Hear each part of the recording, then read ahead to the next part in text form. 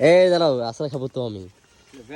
হ্যাঁ, আমি হচ্ছে যখন হচ্ছে তোমার দেখি, আমি তোমার আচার না খাইলে আমার হচ্ছে মন ভরে না, বুঝছো? এই যে আমাকে হচ্ছে মিক্স করে দাও, 10 টাকার হচ্ছে মিক্স করে দাও। এই যে দেখতে পাচ্ছেন, উনি হচ্ছে যখন আমি ওনাকে দেখি আমার চোখের সামনে পড়ে, তখনই হচ্ছে আমি ওনার কাছে আচার খাই। তিনি হচ্ছে 3 রকমের আচার বিক্রি করে।